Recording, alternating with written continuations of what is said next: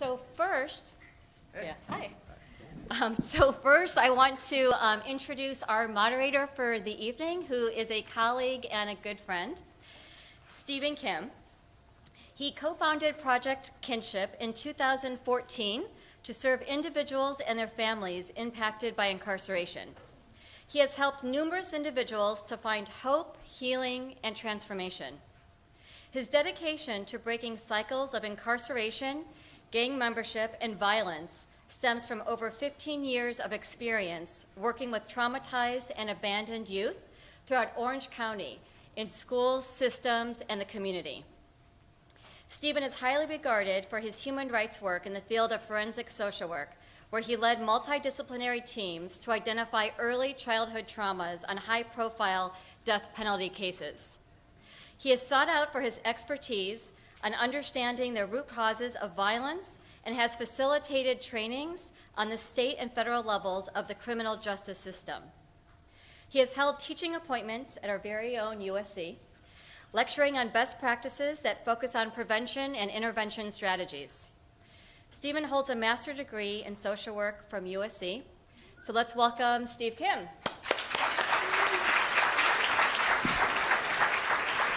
I'm speechless. Susie's bio, she's the bomb, so thanks so much, Susie. I appreciate that. It really is a privilege and honor to be here with you all today to watch this film. Thank you so much. How many of you guys like the film? Yeah, right? How many of you guys felt something or were impacted by the film as you were watching it? Anybody? It's perfect. As social workers, I think it's appropriate that we process. So if we wouldn't mind, it's about building community as well. Oh, and I do want to give a quick shout out to our co-founder of Project Kinship, Mary Vu, who's up here, so hi, Mary. But in the true spirit of process and social work, if you could just pick one person next to you, let's spend about a minute just maybe sharing how the film impacted you, and then we'll go ahead and start.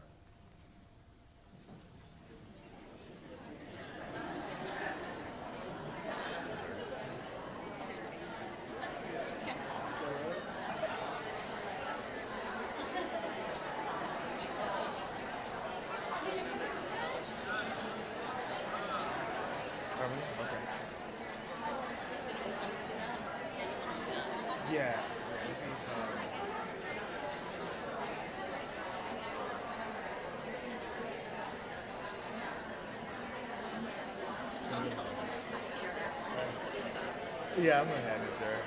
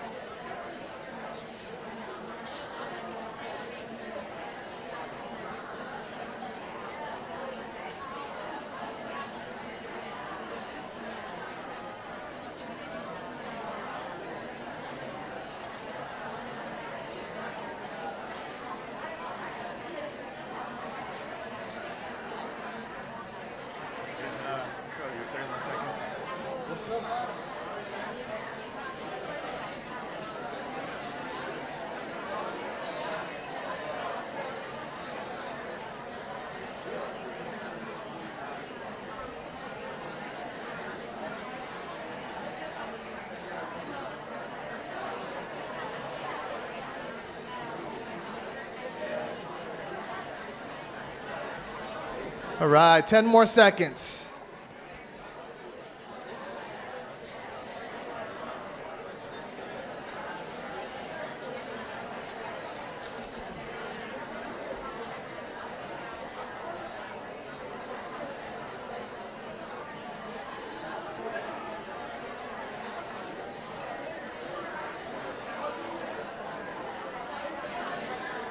All right, thank you very much. How many of you guys can think of a youth that you've, if you can hear me once, clap once or something? I'm just kidding, I'm just playing. How many of you guys can think of a youth that relates to this film? Anybody? A youth that you've worked with in the community or in schools or in juvenile hall that this film directly relates to? How many of you guys can think of a youth that we've lost to violence because of the same issues that we've seen on this film? We just take a quick moment just to recognize maybe that youth before we start. And I'd like to read to you a little quote. If we can create some space, just think about those youth that have to carry these burdens of trauma. There's a man named James Gillian who studies violence. And he says this, he says, children who fail to receive sufficient love from others fail to build those reserves of self-love and the capacity for self-love which enables them to survive the inevitable rejections and humiliations which even the most fortunate of people cannot avoid. Without feelings of love, the self feels numb, empty, and dead.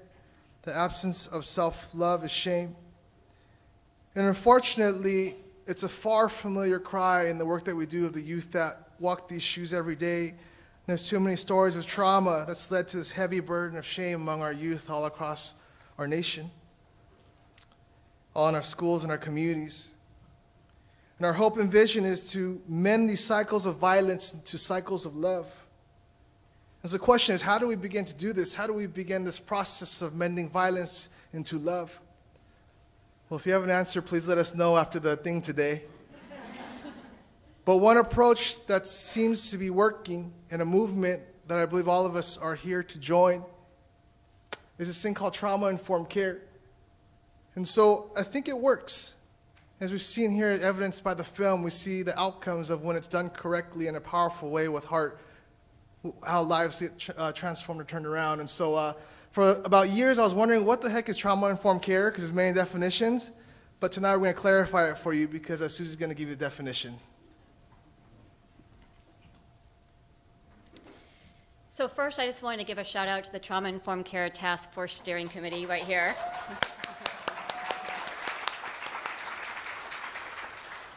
So what is trauma-informed care? So trauma-informed care is an emerging framework and shifting paradigm that builds on the findings of the ACE study and of the impact of trauma neurologically. Because trauma-informed care follows a practice of do no harm, it ensures that all participants are given respect, choice, and autonomy, thus also ensuring the paradigm shift from asking what's wrong with you to understanding what happened to you. If you are interested in getting involved with initiatives after tonight, in addition to the Trauma-Informed Care Task Force, I encourage you to check out 100 Resilient Cities, and Los Angeles is one. ACE's Connection, which is a digital library, and if you want any information, research on trauma-informed care, that is where you can go. And the sequel to Paper Tigers, which is coming out any day now, is called Resilience. So as Dr. Nadine Burke-Harris eloquently shared, when we have the right framework, we can change future outcomes. Awesome. Thank you, Susie. So I'm really excited because we've got 3 amazing panelists to talk about their work in trauma-informed care. Let's get up, Susie. Thank you very much.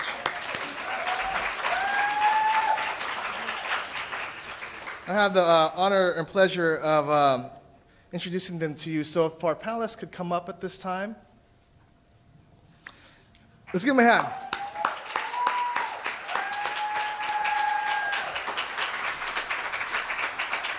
Their extended bio is in your handouts here, but let me just read a little bit of who they are.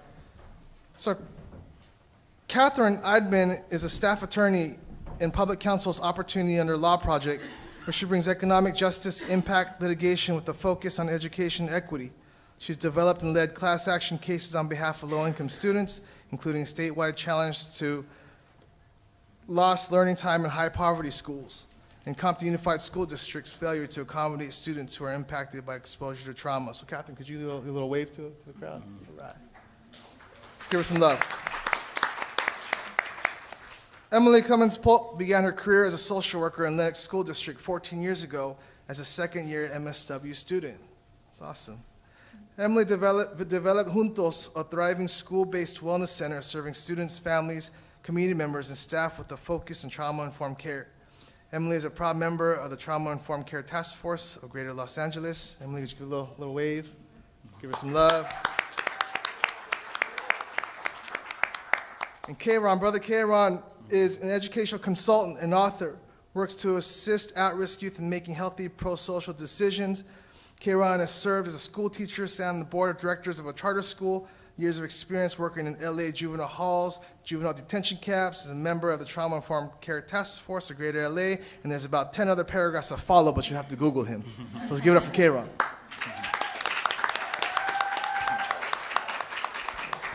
All right, so y'all ready? All right, cool. We're gonna start with a 7-minute clip on Public Counsel's trauma and learning towards, in regards to the Compton Unified School District lawsuit. So we can watch a 7-minute clip on that.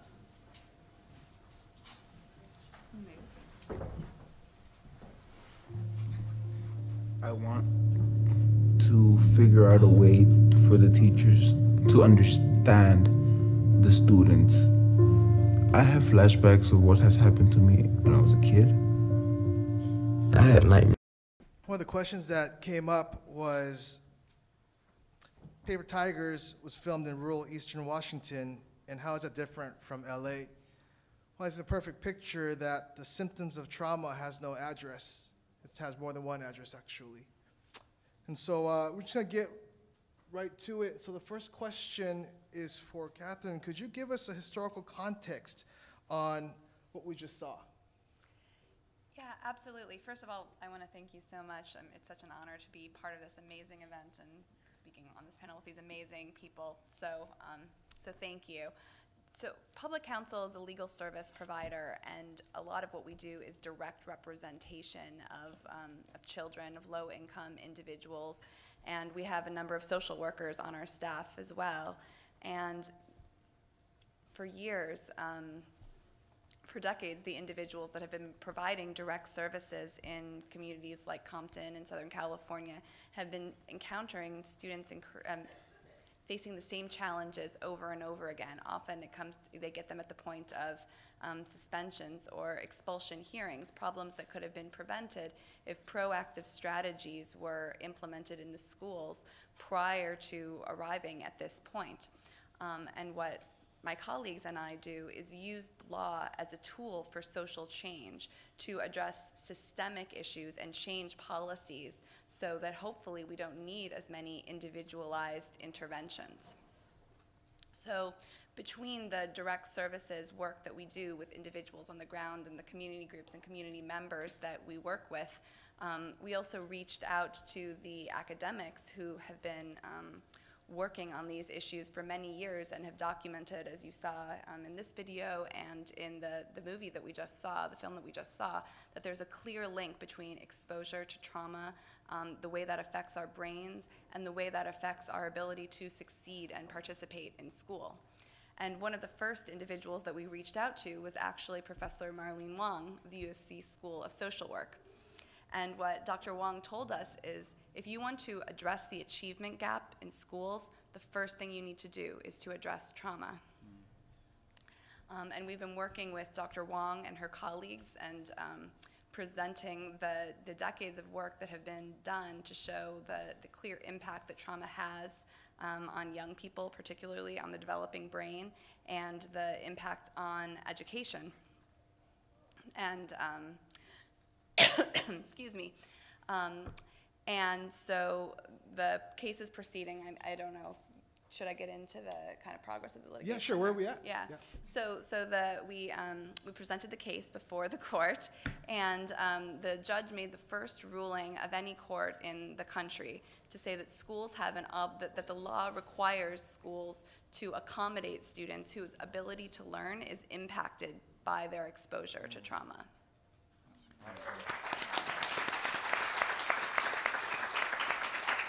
Kathryn, so as this lawsuit continues, what else would success look like at the end of all this? What does success look like to the community, to the schools? Could you give us some insight? I think that's a really great question because, as you opened this up with, each school has its own unique social location and context, And some of the strategies that are successful, for example, in a rural school like the one that we saw in the film, might not necessarily be successful in an urban context like Compton. But there are a lot of core components that are involved in trauma-informed school systems that are constant across school contexts. So, you know, we talked about it a little bit in the video, but what people call it a multi-tiered system of support. But that basically means that there are different levels of interventions for students with different levels of need. So at the most basic level, every individual that encounters a student, a young person in a school system, needs to be trained in what trauma, the impact of trauma, how it affects our learning, how to respond to instances of trauma, and also in proactive and preventative strategies to help young people attain social emotional learning skills and to create safe and predictable learning environments. We also talk about restorative practices, which you saw a bit of in the film as well. Rather than when responses or reactions triggered by trauma do arise, responding to them in ways that penalize or punish. We need to implement whole school restorative practices to address the causes of any conflicts we see and help the students heal and come back into the community. And finally, for students that have the highest needs and need more support, we need to have the counseling and resources available to them, whether that's individual counseling, group counseling, mentorship, but real meaningful support there, because unfortunately in far too many of our schools, particularly our schools that are most disproportionately impacted by trauma, the resources are simply not there. Just to give one example, in one of the high schools in Compton, where many of the young people that you just heard from attend, there is a single school psychologist for 2,100 students in the school. Wow. And that psychologist doesn't even provide real mental health counseling. It's impossible because they're primarily there for special education needs testing. And so one actually really important component of the lawsuit is that not only are students the plaintiffs in the lawsuit, but teachers as well. Because the teachers are standing up alongside the students and saying this is an issue that is essential to educating the young people that we work with every day, and this is something that we want for our schools, but we need the resources and support to be able to meet the young people's needs. Great. One last question. Could you talk a little bit, I know you spoke about Dr. Marlene Wong. Could you share a little bit how you were able to connect with the greatest social work school in the nation, USC, and this one? Could you talk a little bit how that partnership happened and how critical that was in this process? Yeah, absolutely. So Dr. Wong has been a critical partner throughout, and her team throughout the process and going into the future. Some of the things that we need to establish in order to prove our case before the court that schools do have an obligation to address these issues, and it's not merely something voluntary or something that they could be doing, is we need to establish that trauma does have a neurobiological impact on the brain, and that it does have an effect on a student's ability to access education.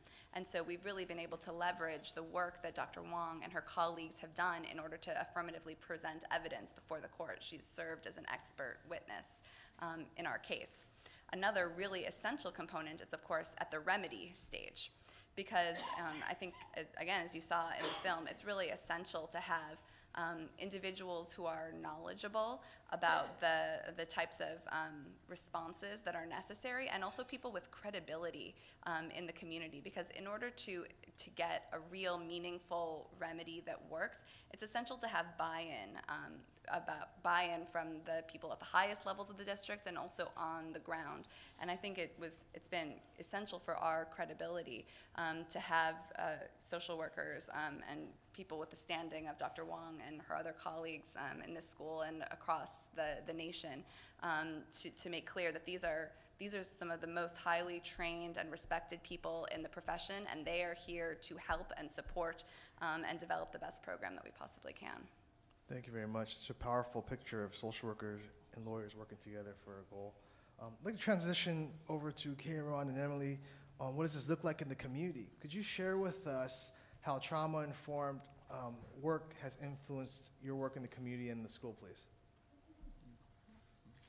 Sure. Well, I first want to say that I'm glad we're doing a lot of things right in Lenox, because I really don't want you suing us after hearing how you speak and what you presented. But I was going to spend some time this evening talking about, kind of the demographic of Lenox and defining the problem. But I think we've heard plenty of that, and it's time to really move into, what are some, best practices and what's working. So I'd like to just share, briefly kind of how Juntos evolved. After 10 years of working in Lenox School District and finding that a lot of our efforts were unsuccessful, very much like Brooke said in the film, we were well-intended, making great referrals for community members and not really fully comprehending why that was so ineffective and not successful in the community that we were working in. And around, that kind of typical burnout period point, which, we all need to prevent against, a few things happened at the same time, and a couple of those were just articles that I read, and you heard Dr. Nadine Burke Harris's name mentioned, and reading that article in the New Yorker, The Poverty Clinic, really resonated with me and all the work that she was doing up in Oakland as a pediatrician, really looking at how trauma was affecting physical health. And the second one was reading Whatever It Takes, the book by Paul Tuff on Jeffrey Canada's work in Harlem. And those two things put together really made me think if such big change can be happening at kind of a national level or in a community as big as Harlem. Lenox is 1.2 square miles, and there are close to 6,500 school-aged children living in this 1 square mile. We have got to be able to do better for these children rather than just the reactivity to the violence that we were seeing over and over again. So with a blessed encounter with a family foundation called the Gary Saltz Foundation, they were innovative enough to take a chance on a group that had an idea of starting a school-based and community-based wellness center, but we really didn't have the first clue what we were going to do. We just knew we had to try something different. So some of our initial efforts were to quick grab the best expert partners that we could, because we knew this was work that we could not do alone. So some of those partners, one is represented here tonight, A Window Between Worlds, Echo Parenting and Education, representing, a nonviolent approach to both parenting and working with children.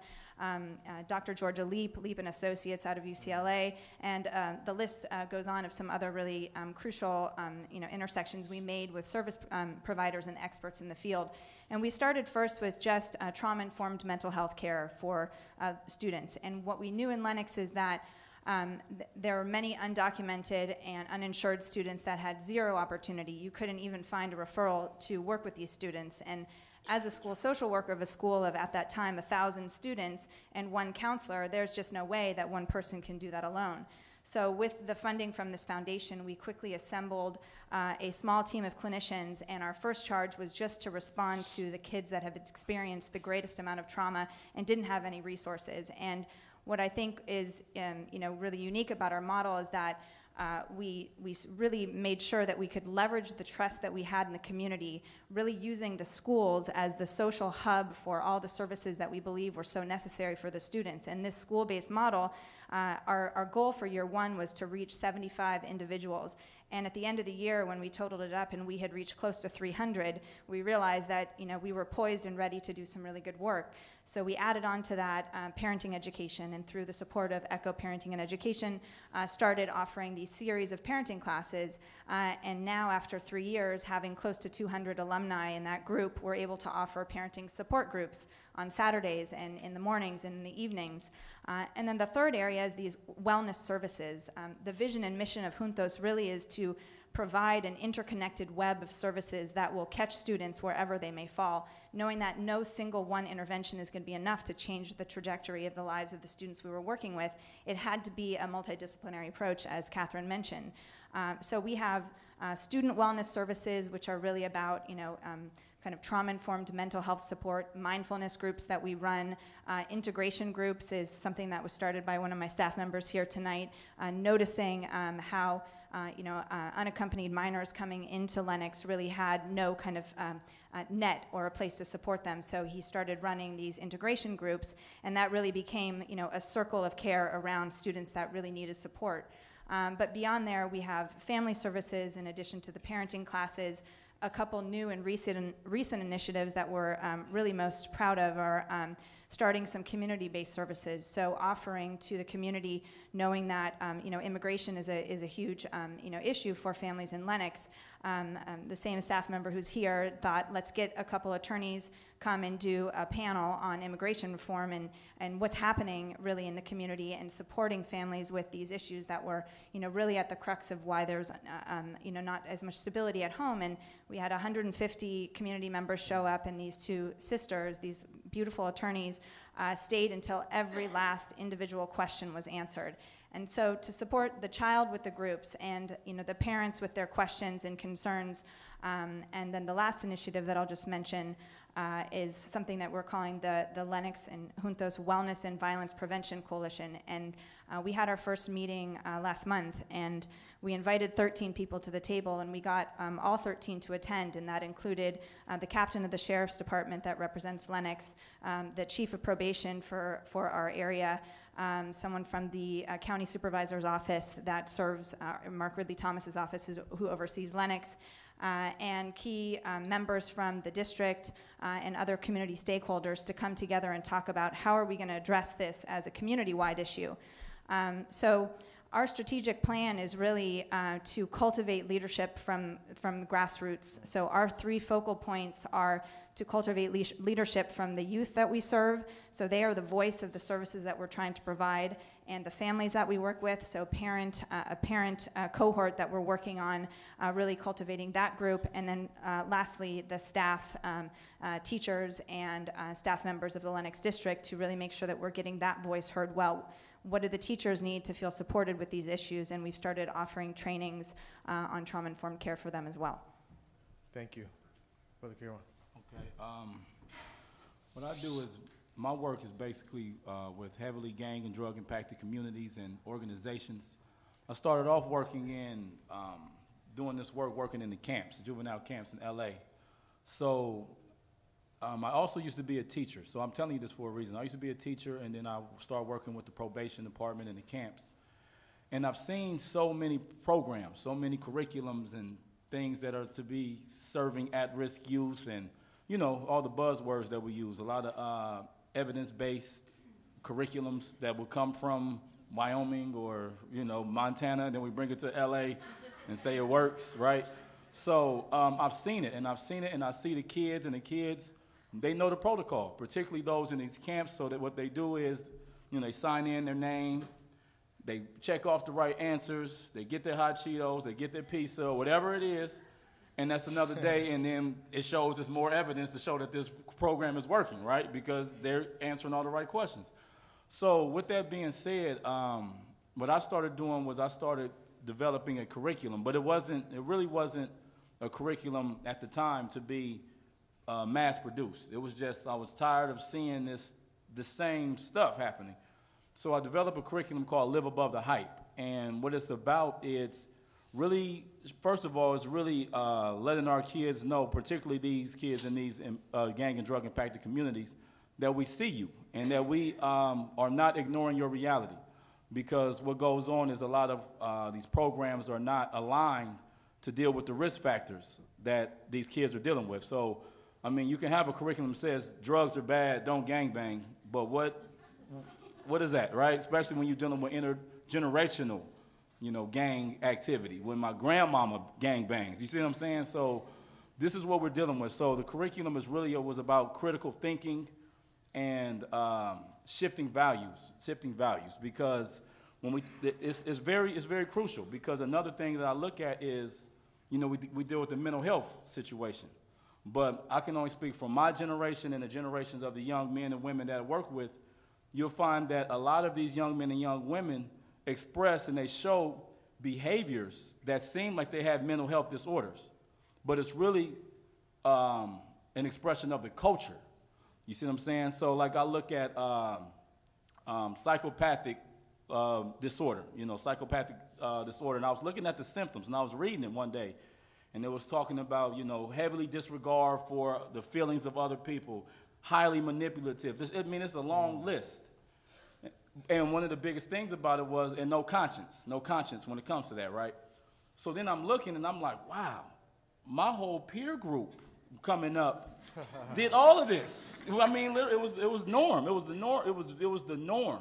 But the interesting thing is, we all had conscience. We had a conscience, but that conscience was a liability because of the environment that we lived in. So we was forced to suppress that conscience, and we had the same behaviors as somebody with a mental health disorder. So with all that being said, one of the things I do is work to help shift that value system, because your value system determines what's for failure and what success looks like. That's what defines failure and success. You know, you could put Bill Gates up here and 2 Chainz or Lil Wayne up here and ask the kids who they want to be, who is successful, right? I'm going to say Bill Gates. I don't want to be 2 Chainz, right? But you ask the kids, and they will say 2 Chainz, because the value system determines what success and failures look like. And as long as we're trying to motivate our kids with what we value and never tap into what they value, we will continue to lose them. And we'll continue to add on to the trauma because we never take the time to see them. So lastly, what I do now is I'm working towards getting curriculums like mine and other curriculums into the school districts, because I say this constantly, a lot of our communities that are heavily gang and drug impacted have been so for the past 20, 30, 40 years. So at this point, what are we doing in these schools to educate our kids to maneuver through these social realities? You know what I mean? We want our kids to figure out how to do this.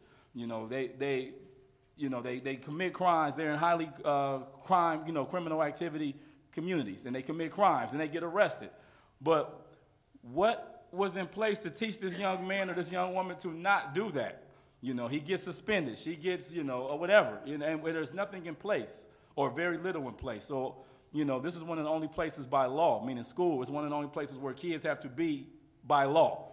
So why not put something in place to empower them to maneuver through the social terrains that they have to deal with every day?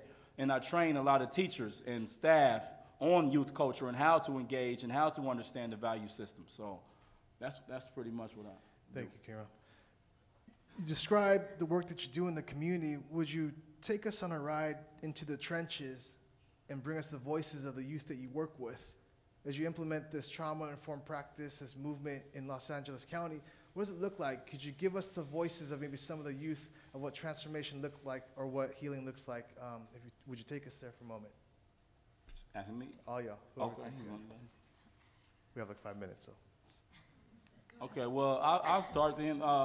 In the camps, I'll let you know how that goes. The young men, in the camps I work with young men, and they are so enthused by the sessions because they say it's the first time I've ever been heard, and it's a circular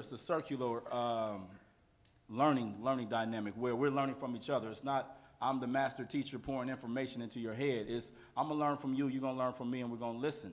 And we do a lot of critical thinking where they have, because they have to find it within themselves. Like when we just seen Paper Tigers, what these staff did was they gave these kids hope. And then once they gave the kids hope, the genius came out of the kids on their own. The kids did the rest of the work, right? So what we do is we just give them hope. Well, we help give them hope and help them critically think about what they're doing and establish safe relationships, and they do the rest. Sure, and the school that I work at is an elementary school, so often our measure of success and how we can see the greatest impact to the most amount of students is really reaching the teachers and the parents. And those are the two individuals that spend the most time with our youth.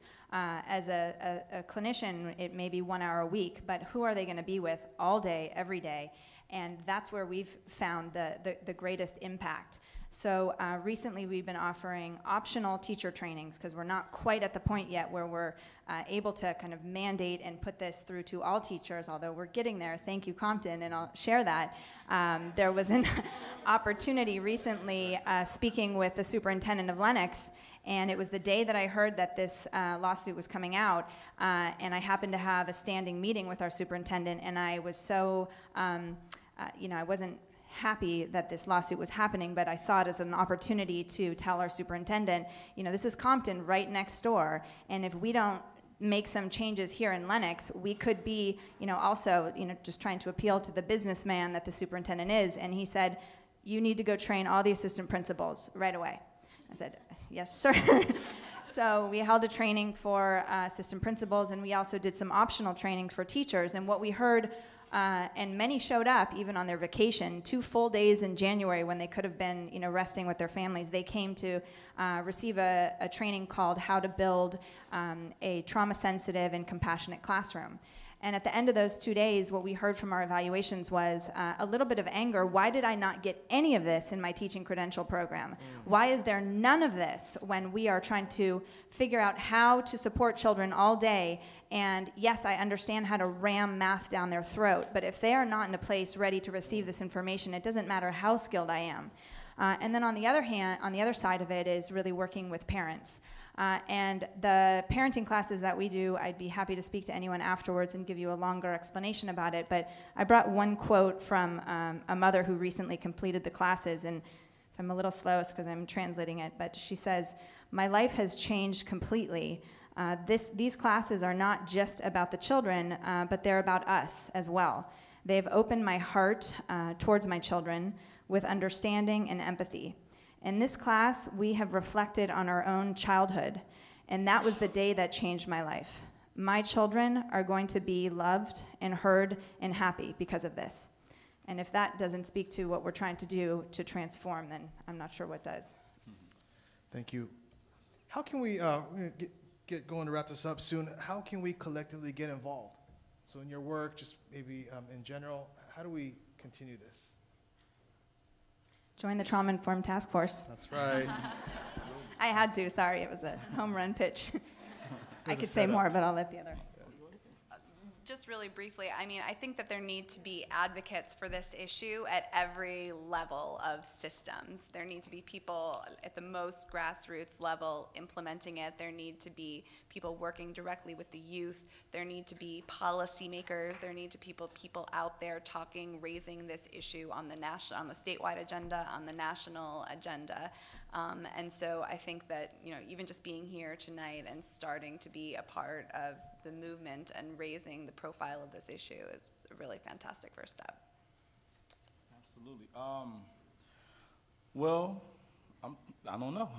I'm thinking the main thing, again, is the push for socially relevant curriculum. That's the push that our schools, it goes real close to what's being done in Compton, where our schools need to have something in place to reflect the social realities that our kids have to endure. We could tell a kid, don't fight, don't be violent for the 6 hours he or she is in school, but if 18 hours of his or her day requires him to be violent, what do you expect him or her to do? So there needs to be something in place, and I would just say advocate that for, in your local schools, that, it needs to be that, because that's the only way. Because again, when I talk to a lot of the schools, they say, "Oh, this is a great idea," and then they just freeze, because it's new. So it has to be other voices telling them, yes, we need this. It's a no-brainer. We need this. And I guess I'll answer that by saying, knowing the communities in which each one of us works, every community does have its own nuances and differences, and the main thing that has worked for us is really making sure that our ear is to the ground and listening to what it is that the community is interested in, and us just serving as that change agent. And that has garnered us the greatest results in Lenox. Secondly, we asked the same question to our main evaluator when we were starting to launch this Violence Prevention Coalition, and we said, what are the best practices in working in violence prevention? And she said to us, not to oversimplify, but it really doesn't matter as much about the intervention. It's the relationship that is so important. And this work is relational, and because we're at SC, I'll make sure I say it right, she said that the intervention is just the Trojan horse for the relationship.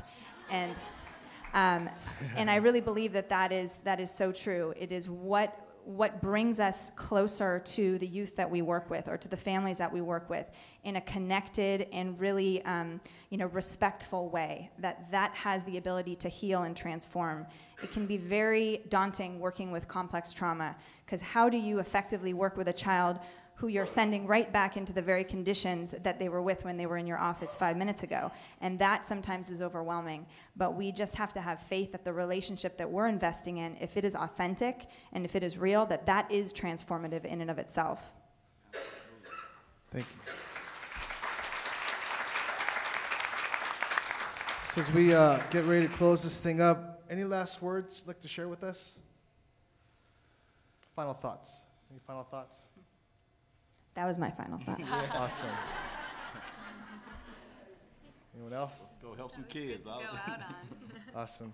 There was a kid, we were doing a circle, restorative circle, and he said, I used to have goals. I just didn't know how to reach them. And as he was sharing the story, he began to cry. And I guess after unpacking what he said and thinking about the situation, trauma had become a barrier to the goals that he had in his life. And all that trauma was coming out in symptoms of behavior, which he began to get pushed out of schools and ended up just in the system and eventually homeless. Now as a 32-year-old man in a restorative circle, he still says, I don't know how I never reached my goals. And we think about that, trauma gets in the way, and childhood matters. And it's the work that you all are doing here that is paving the way in Los Angeles County for all of us to join this movement to embrace our kids differently so that people can reach their goals. And so I'd like to thank you so much for taking the time and helping us shift the paradigm in our schools and our communities. And so I'd like to thank you, Kathryn, Emily, and K-Rahn. So I really appreciate the time. Let's give them a hand.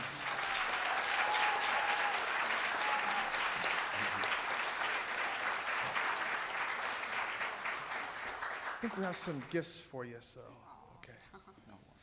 All right, thanks so much.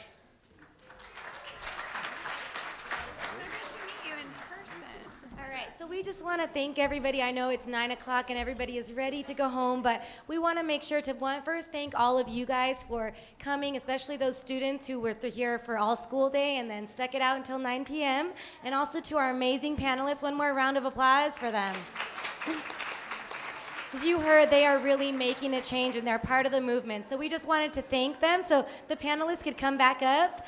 We have some gifts from the USC School of Social Work and Partners.